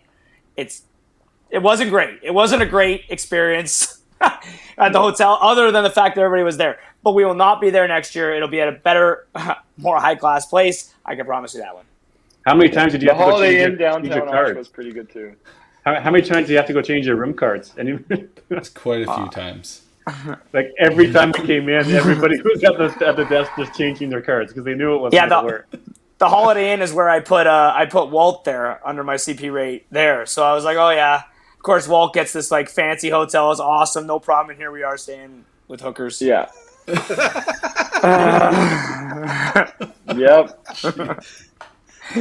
But that was we were never even there anyways. We were never even there. It's good. No, it's good. We're always at Glitz. No, that's exactly it. I mean, Carrie bought a 24-pack of tall boys, and we didn't even touch them because I had we to were leave never them. in the hotel. Yeah, never in the hotel. Oh. And But by the way, Yeah, Ontario heartbroken. liquor stores, what's wrong with them? Why do you have to go to 3 different stores to get what you want? What's Because the beer stores, The grocery stores are getting a little better, but yeah, it's fine. beer stores privatized, liquor stores not. Yeah. unreal? Yeah. We suck for that. But other than that, it was awesome. Yeah. This weekend was great. Before we obviously move on to anything else, we have to give kudos to Jeff Young and Greg DeGrazia. An amazing final. If you guys haven't seen the live stream, it's on Facebook's or on Club Tour's Facebook page. Steve Barker did an amazing job. Yeah. Unfortunate for Greg, great for Jeff. That's the way Nobody bowling here always is, right? thought that Greg would do that in 10. He had a pretty good handle on it. But Yeah. I mean, Especially after he got the thick strike in 9. Like, that was ridiculously amount of fingers he threw on that to break that up. I thought Jeffy was in tough after the 12 miss or the chop miss, right? I thought Jeff was in tough in the round before when he was 2 rounds before when he was like blacking out and He can almost thank dead. England for that. Oh, sorry. 2 rounds before, yeah. Is there But, is there a height requirement to hold that trophy? Because that looks good for me if I came out. Because Jeff's small, All the Mitch short is guys. small. Yeah, it looks real good. There seems to be like some sort of misconception, by the way, about the key. Like everybody asks me, "Did I bring the key? Did I bring the key? Did I?" I'm like, "No. Like the key is still on my wall. Like, what do you think?" And everybody. So Jeff, they all thought that you had to bring the key back, and you only won the key if you were the champion. You get to keep the key. Oh no, my dad made them. He just Yeah. when he made one, he's like, I may as well make 2, and then so we had 2. And then COVID happened, so it was in my office for the last 3 years.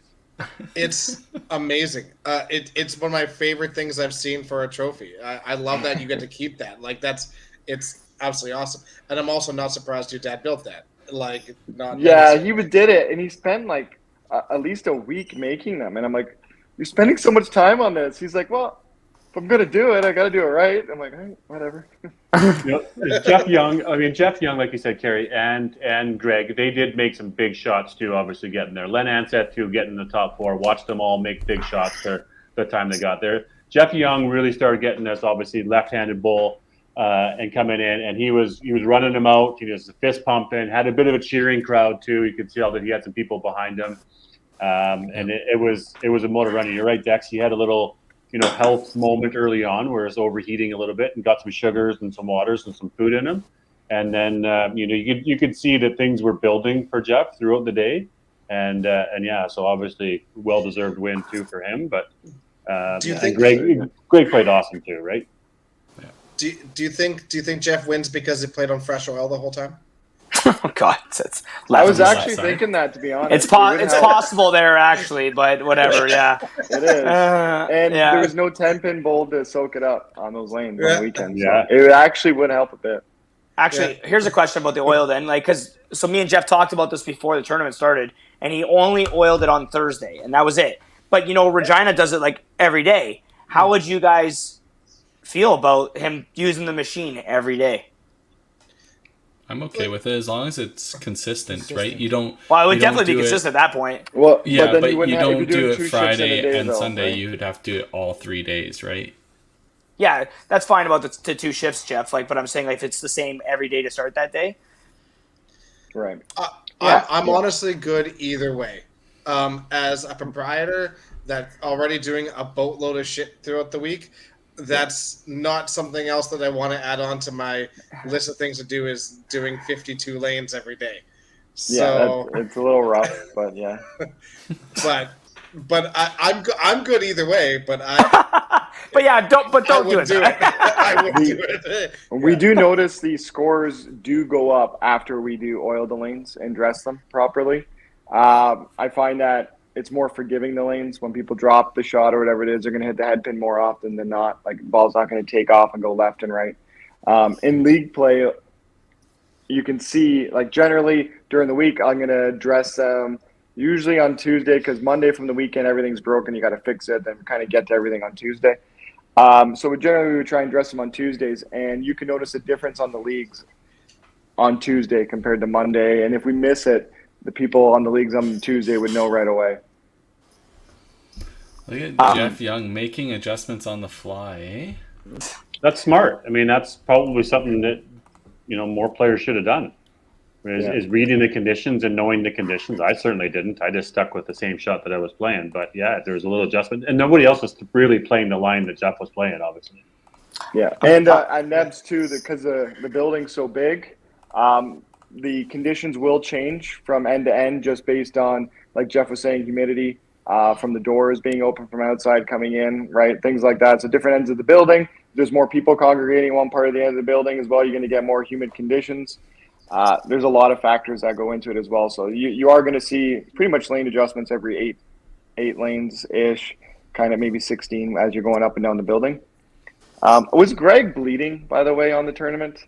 Because I'm pretty sure I was bowling Matt Montgomery in the fourth round, and we had to stop because Matt stepped in blood and was sticking on the lane.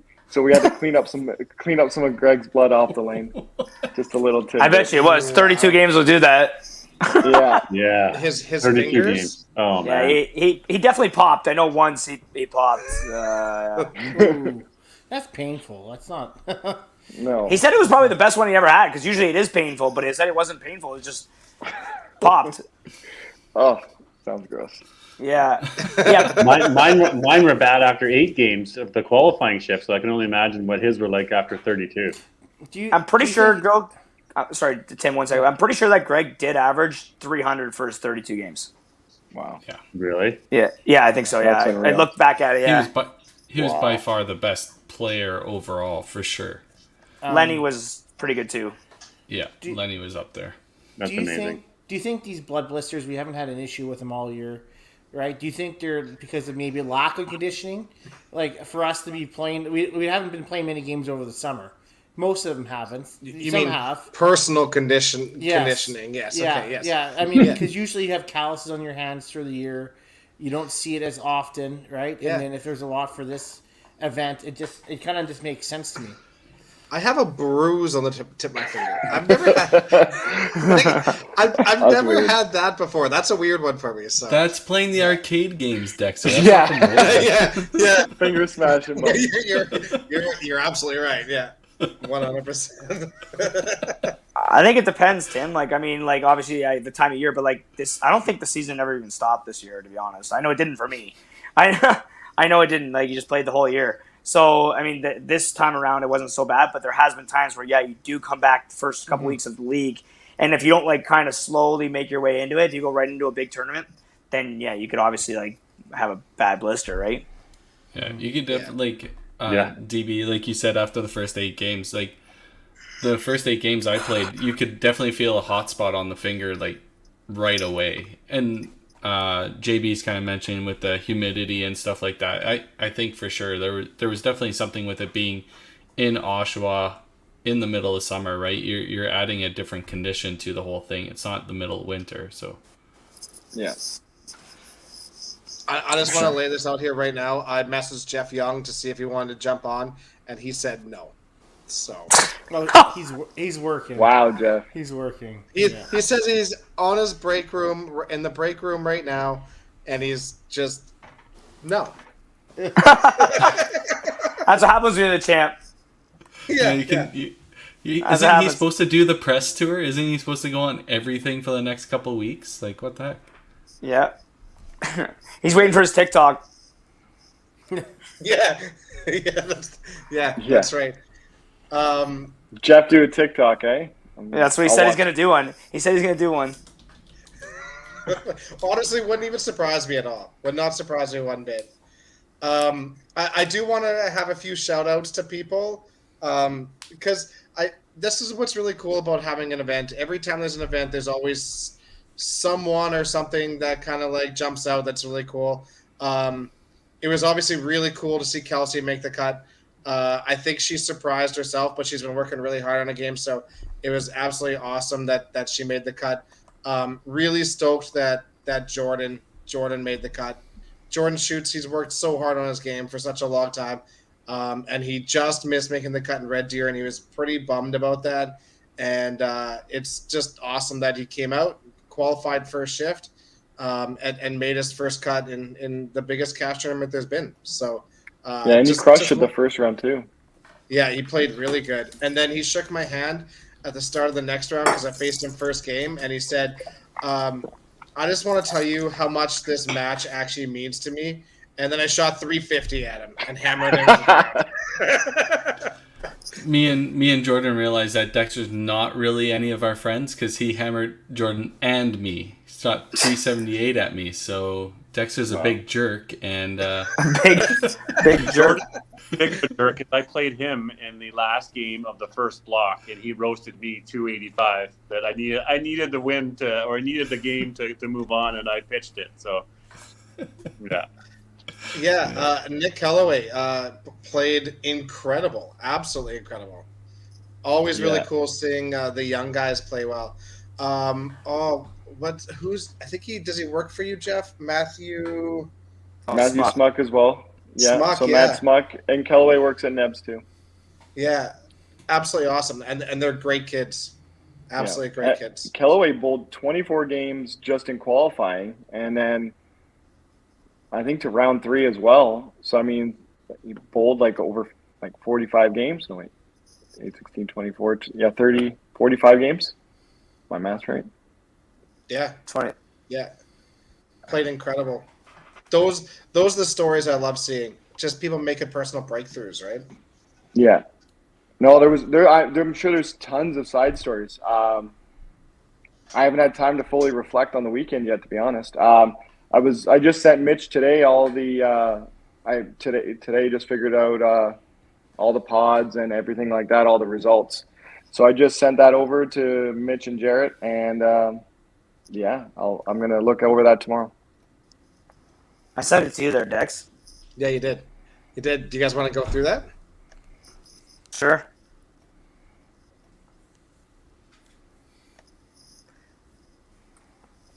Is this what you sent him, Jeffy? Yeah, that's what he says right there.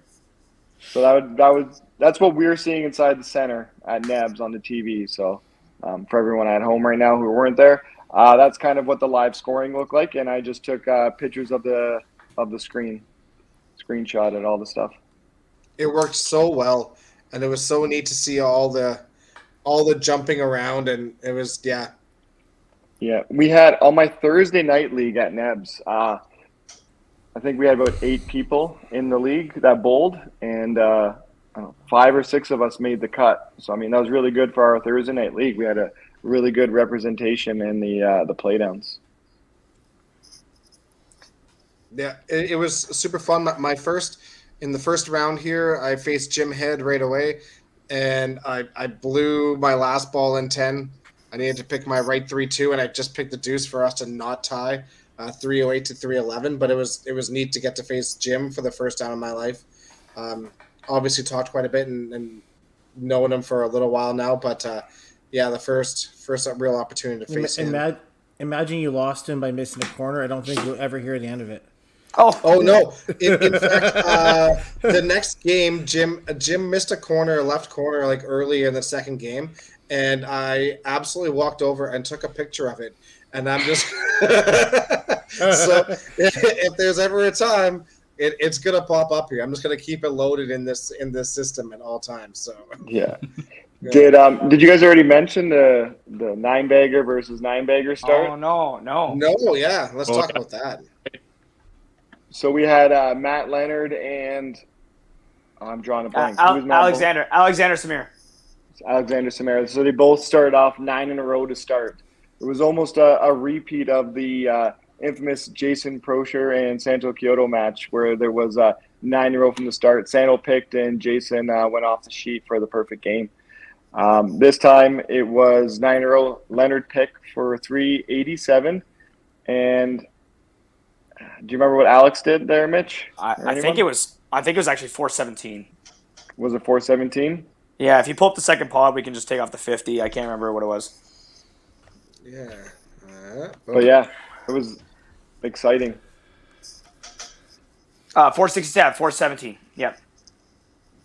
Yeah, crazy to lose with a 387 though. That's So he had 1200 his first four, 1225. I think his first four didn't have a win. Matt Leonard. That's crazy. So he shoots 387, doesn't get the bonus, misses making the next round by 12. Yep. That loss of the 387 cost him. Wow. I mean, that's crazy. One of them for Gets sure. Out. But yeah, any of those wins, there. that's insane. Wow. Crazy. Matt Montgomery was throwing That's a how ton I lost too. the Autumn You had a Open great. to. Matt Montgomery played really well all day too. Top 8, didn't he? Yeah. He went to the top 8. He just looked like he ran out of gas a little bit. I was just saying to a bunch of guys, obviously, it's like, if you look at a lot of our players, we have a lot of really good players.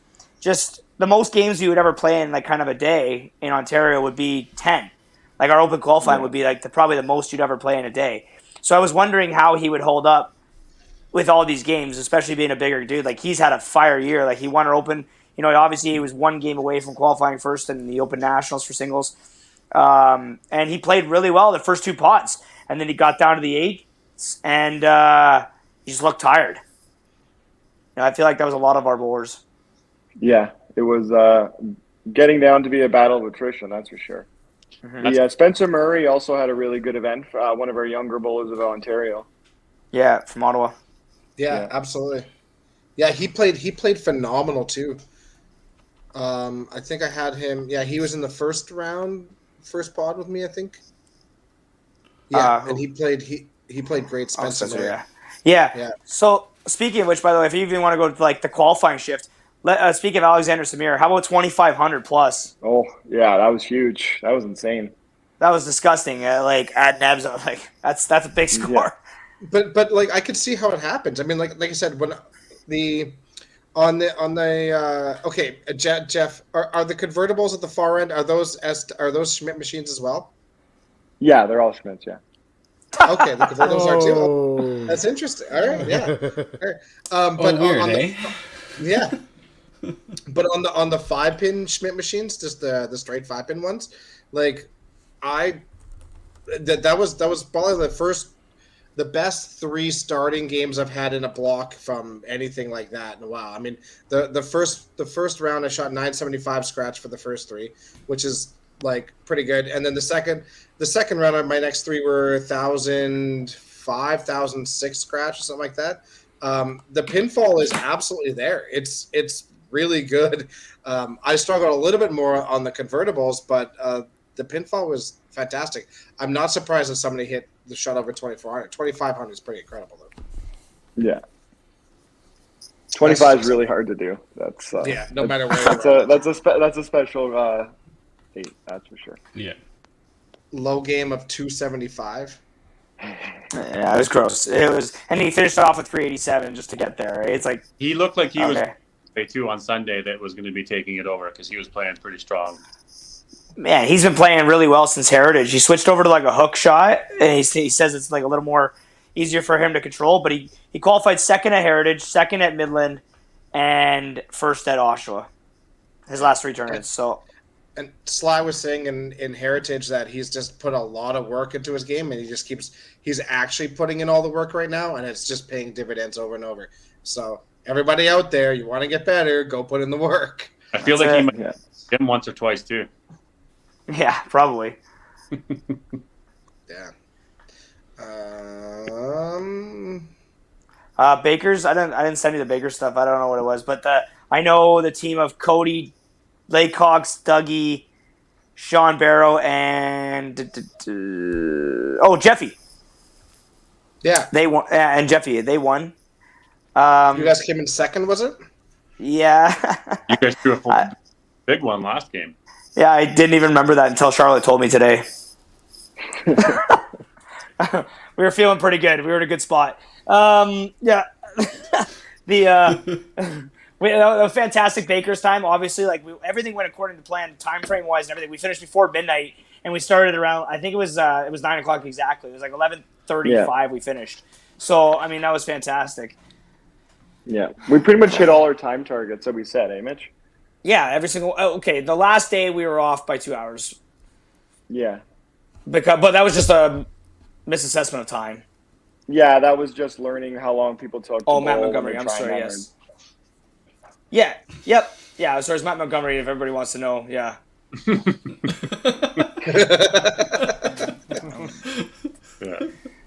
Yeah. There you go. So it's Matt Montgomery, I think, instead of Jeffrey. I don't know. I guess lots of drive and talent on that second place. That's right.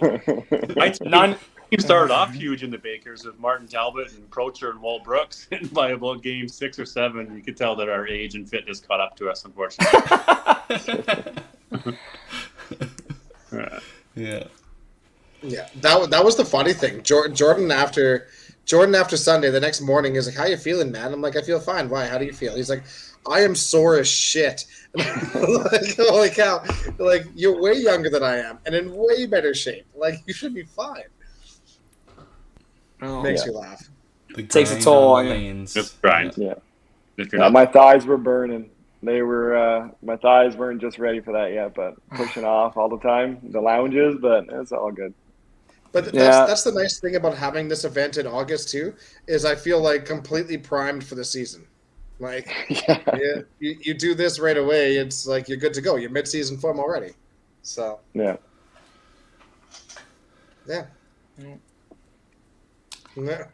So Tim, how's podcast? Yeah. You know what? I'm just happy to be here, eh? Just happy to hear. Tim's got an early morning flight, and he's just sitting back and relaxing. Weekend. I'm thinking about my laundry right now.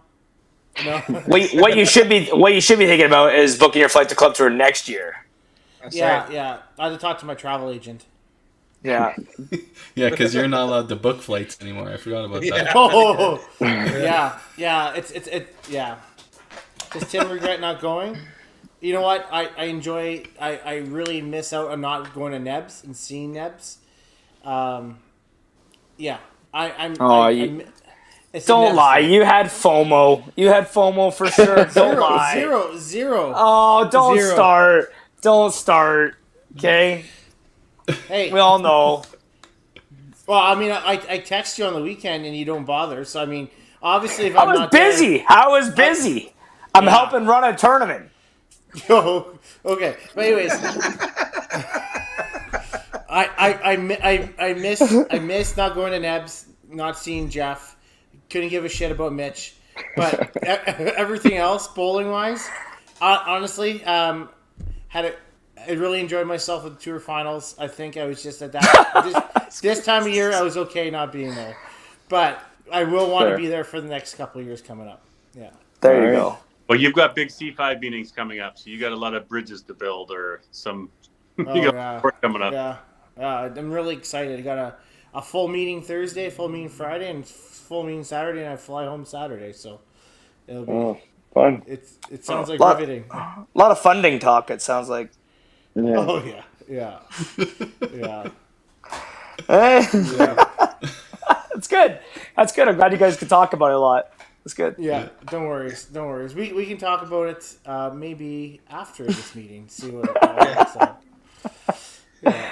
So Jeff, Mitch, is there anything that you guys want to change for next year, or what are your thoughts? Go ahead, Jeff. More prize money. I want to try and pay out $75,000 next tournament. So we paid out $54,000 this tournament. Let's get it up to $75,000. Nice. That's the goal. That's my new goal. I'm going to get more sponsorship money, and I want more people to bowl. So those are my two main things. I remember asking you how you felt about the entries, and you could definitely see. I'm glad that you said that you're very happy with it now. But like at the time, I was like, "How you feeling?" It's like, it's okay. And I was like, you just have the record number of entries in the cash tournament ever." You're like, "Yeah, but I wanted 350." That's like, Yeah. and I love that thought process. I love that you guys always want the next level, and that's the way it should be. So We were at 5-0. We were at one point at 508. Yeah, 5-0, yeah. Full. Mind you, we were never going to get it because of all the double entries and stuff, and I understand that. Yeah. But it was on pace to be. I was scared at one point. At one point, I was like, I don't know how I'm going to run the business and run this tournament at the same time. I was like, I should have maybe have to have another shift on the Thursday night at one point. And then I had a bunch of people drop out, which kind of made it a little bit easier. Then I was like, oh, now it's too many. So it's, but it's all good. Yeah, I think that was it. Is just that. I would just want to push it more and find ways to entice people more so.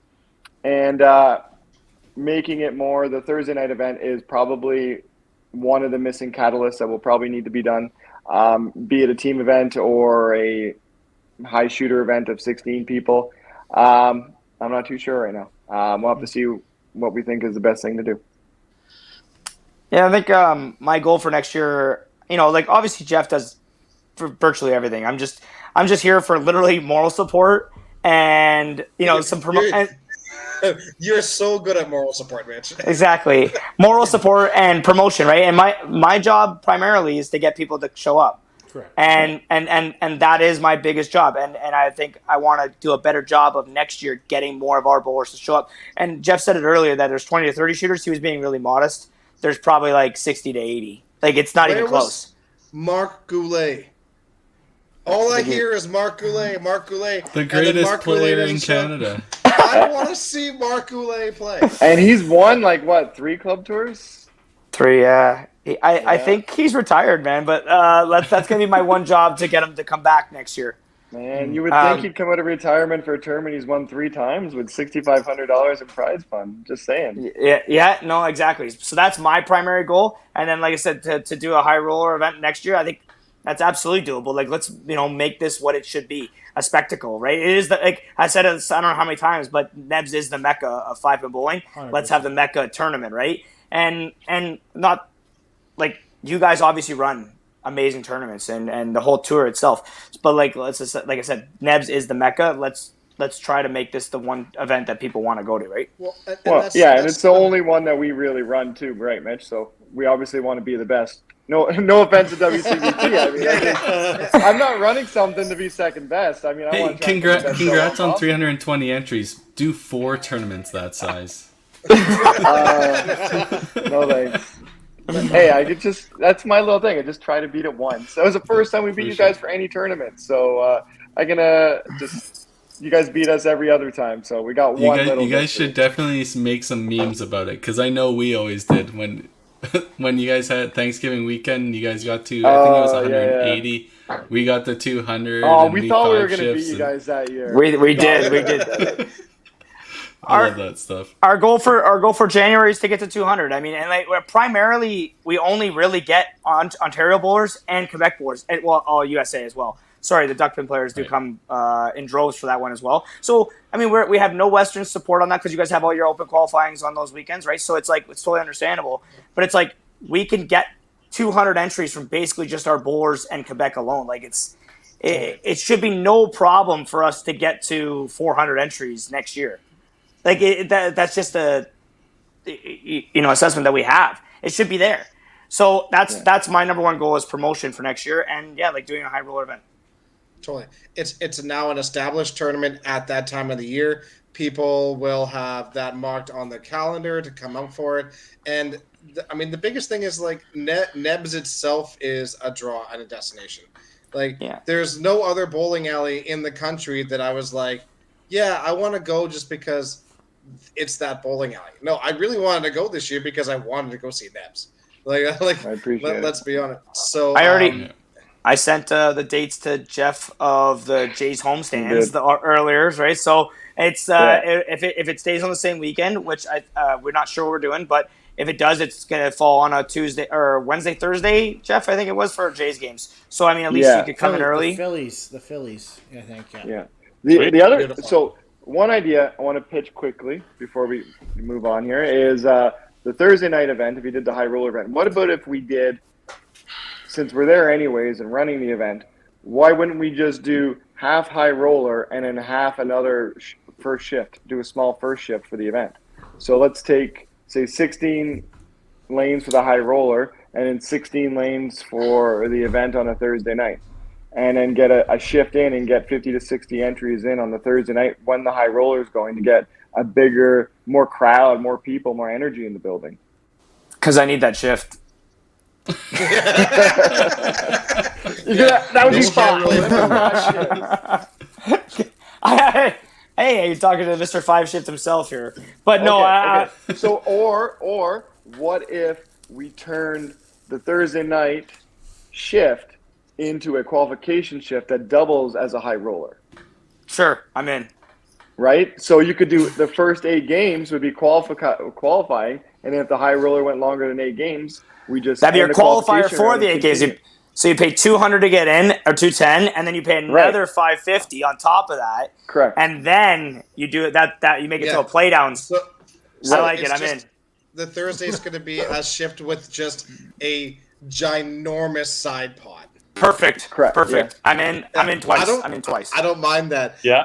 This is a great question. How come we didn't get to see the Zamboozy? The Zamboozy's in its grave somewhere behind the building. I think actually got thrown out during COVID. We had a pile back there of graveyard stuff. We got rid of it. It's gone now.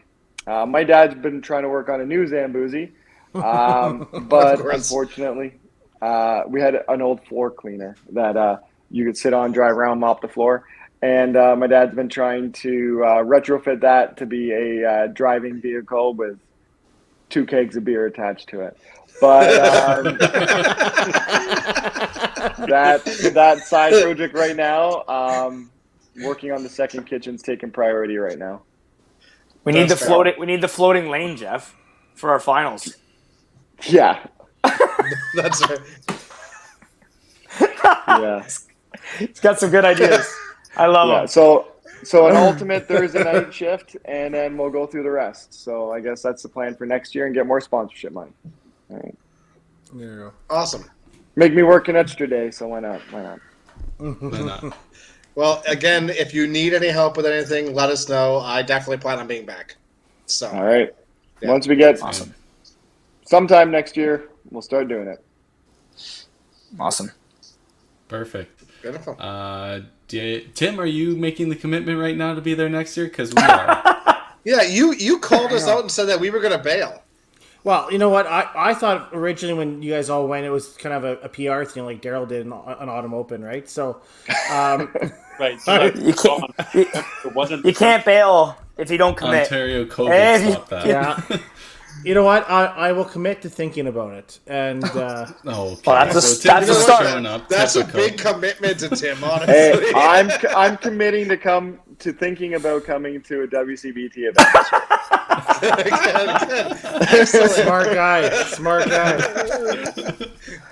Everybody hear that? He's thinking about it. Yeah. But I legitimately going to try to get one in this year. Right now, if I did one, if I had to guess, it'd be Paradise. But I have to ask and figure out scheduling and all that stuff as well. It'd be amazing to have you out there. I find it's better to just not ask Jeff and just book your flights. Just saying. Yeah, we'll see. We'll see how that goes. I'm not that brave right now. Oh, there, Tim. No reason not to go. Yeah. Oh. Well, I know you. Well, yeah. Me and JB will talk. He was going to say. Tim only needs 420 because he's only a 2-shifter, as he keeps saying. So that's right. That's right. I don't play more than 2 shifts unless I'm told to. Yeah. After seeing Dexter Bowl, I don't know how Tim could be better than him, to be honest. Yeah. Why show up if I want to be second place, right? I'm there to win, right? So, yeah, you know what, Jeff? You sold me on not coming. There we go. Yeah. I just want to say that there were some people that I got to meet out there that we haven't got to meet before, which was nice. John Willock, it was super nice getting to meet him and have some good chats with him. Yes. Lyle Dolph, I've seen his name all over, and it was great to get to play against him. He seems like a really, really awesome dude. Jim Thorpe, I've heard lots about Jim Thorpe. I've never got to meet him, so it was really nice to get to meet him too. Some big names out there, so it was fun. It was always nice meeting new people. Yeah. Yeah, we have great guys down here, so glad you guys all got to meet. Well, we've kind of seen, Thorpe's a legend down here. right? Oh, We've seen yeah. names before, so it's nice to be able to put faces to the names, and even people commenting on any old podcast, right? So it was awesome to meet them in person. For sure. 100%. All right, I think we'll end the podcast there. We filled a full 2 hours. Who would have thought on 2 events? Obviously, Club Tour, unreal. I'm glad to go over that 1,000 times with you guys anytime you want to talk about it. It was an amazing event, and like I said, we'll be back next year. So 100%. Sounds good. I appreciate it. And if you guys want any spitballing ideas off me for WCBT, I'm always here to listen as well. And Awesome. we can help each other out and try and get better. perfect. Absolutely. All right, thanks everybody. We'll talk to you guys later. Thanks, everybody. Yeah. Thanks.